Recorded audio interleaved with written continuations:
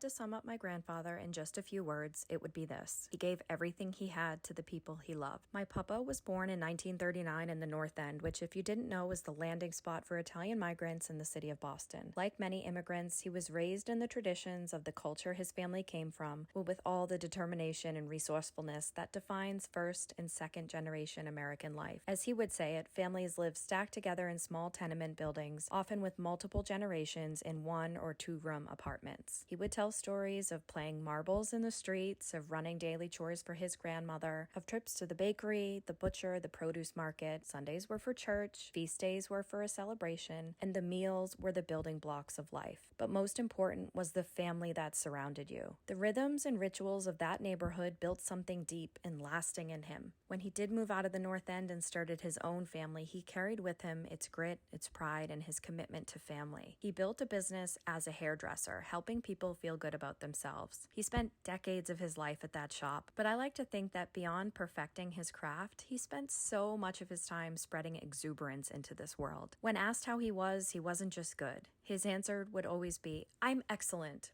I'm wonderful." He didn't just have a great family, he had the most amazing family, and he really believed it. When any of his 11 grandchildren or 12 great-grandchildren walked into that shop, he made sure to tell the client in his chair just how incredible they were. And despite working long hours, he spent his days off doing anything he could for his family.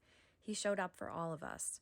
Cooked us a meal, hosted holidays, came to games, organizing trips into the city to ride the swan boats. And I can personally say, on more than one occasion, he answered late-night phone calls from a lost college student trying to find their way in life and needing a little comfort or a ride home. He gave what he had, and when that ran out, he gave more. He always said, "Children learn by observation." And what we saw was a man who loved without conditions, who showed up even when it was hard, and who believed that if life was worth living, it was worth living right. Tomorrow, my family will say a final goodbye as we lay him to rest. I spent the last few days cooking as much as I could, bringing food to my family, and crying, and being really surprised by how heavy the sadness feels, even though his loss wasn't unexpected. But somehow still, it doesn't feel like an ending, because someone as full of life as he was doesn't just disappear. He stays with you in the way you live, in the way you love, and in the stories you carry forward.